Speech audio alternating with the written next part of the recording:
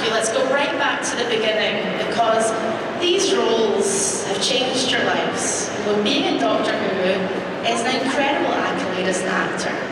So when you got that call, obviously you audition, you go to meetings and all of these things, but when you got that call, what was it like, Mandip? I cried. Yes. I didn't realise what I was doing at the time or what I was going into. I knew it was obviously a big show in England, but I think I was once so happy to be part of, well, to get work, and then to be a part of this thing that I didn't really know what was happening. And it genuinely was life-changing. It like takes you all over the world. Like you meet most amazing people on set, behind the camera, at these events. It's really hard to describe, and I'm still in it, and I don't still really realise what's happening. But I also am so grateful that now it's a once-in-a-lifetime opportunity.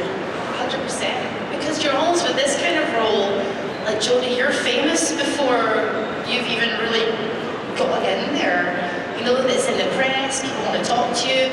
Was that weird as an actor to almost do it reverse? Yeah, because it's a really unusual thing going into something where everyone's opinion is very loud before you've even stepped on set. Like, all right, shush, I'll be fine. And then we had a wonderful kind of, I got announced, but then we did a whole load of chemistry reads and things like that, so I knew that the fan was going to be amazing.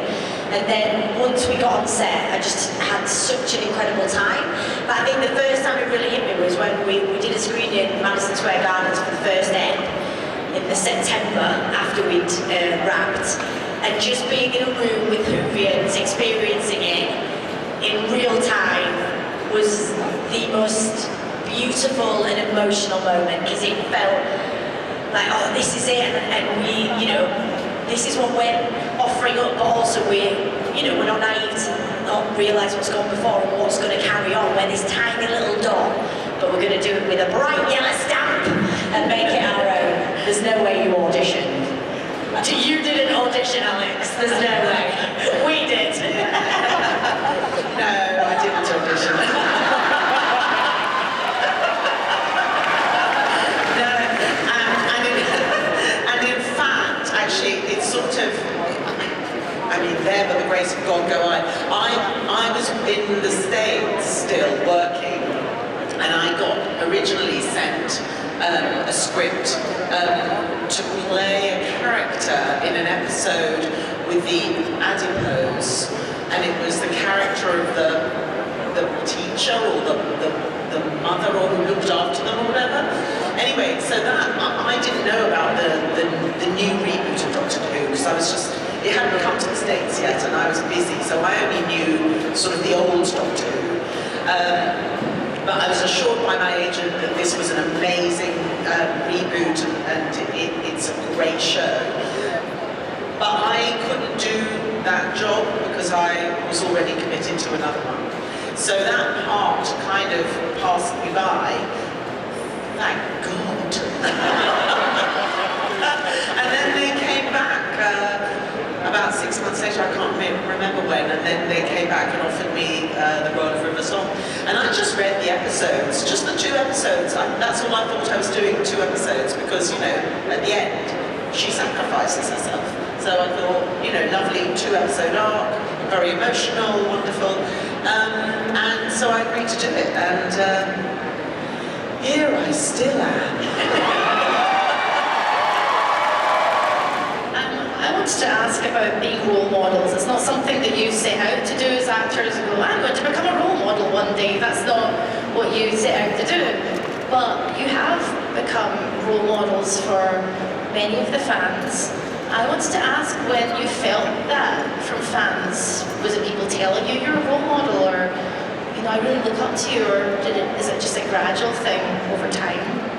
I think for me it was when I was getting to conventions. Like, no one would specifically say, like, you're my role model, but I think when you're listening to conversations and people are saying, I see myself in you, or your character, or I think it's, you know, so for me, being the South Asian companion was a big deal for the South Asian community.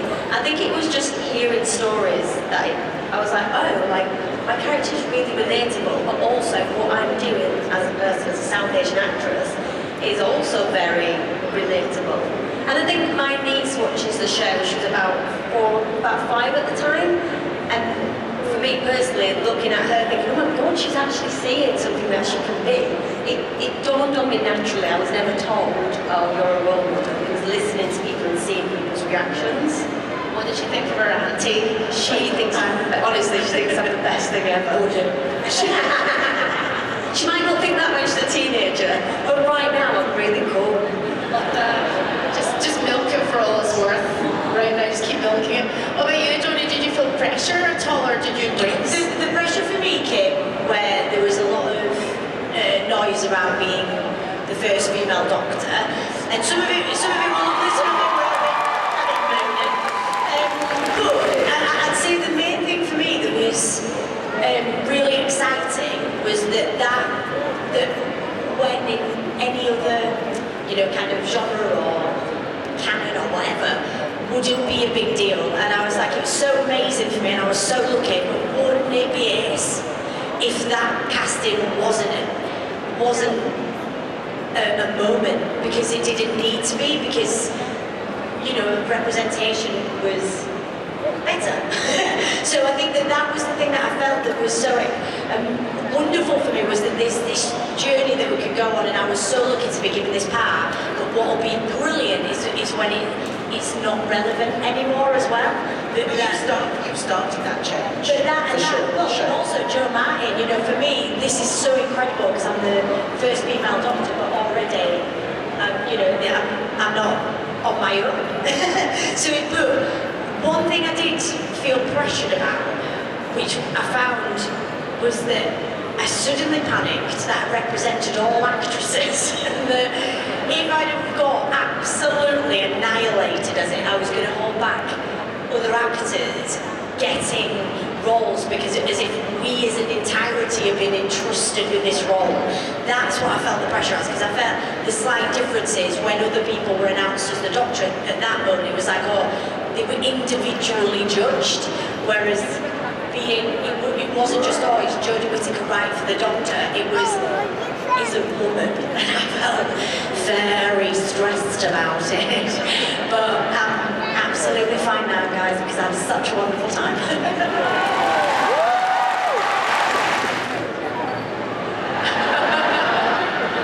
Well, when I whispered the Doctor's name in David Tennant's ear, the first name I whispered, which actually, he doesn't corpse very easily, David. He's really private. He really corpsed. Because I just went up to him and I just went, Shaniqua.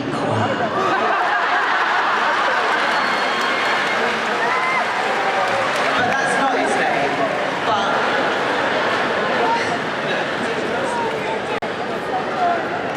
do you want me to whisper you what your name is? Yes.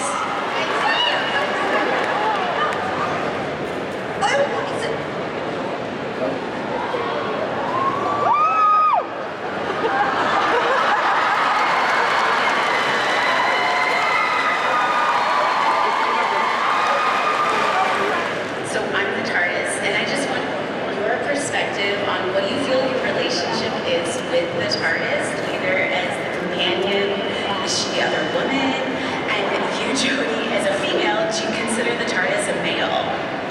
What's your relationship with the TARDIS, in your opinion? Well, mine personally has meant that the actress is a love-hate relationship because there's nowhere to sit.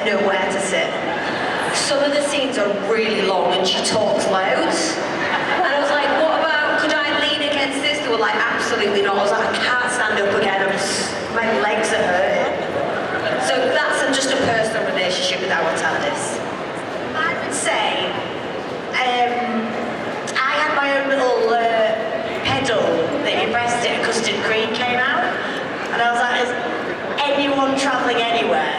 I mean, I can't believe no major car companies developed that. I mean, it's such a wonderful thing to just have a little button, get a little snack, and I think that was my favourite part about our TARDIS, but definitely female. Definitely.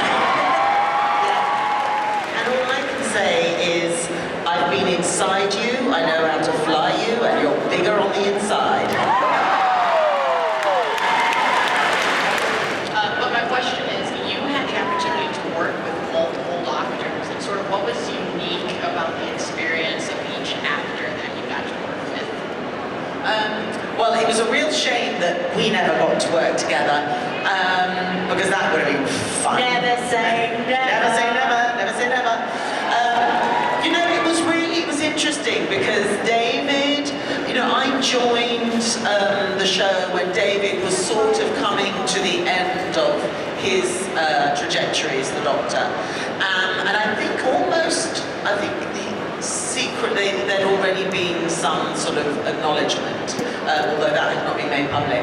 And he and Catherine were super, super tight. So I sort of came into the show not quite knowing anything about it and thinking I was just going to be doing those 2 episodes.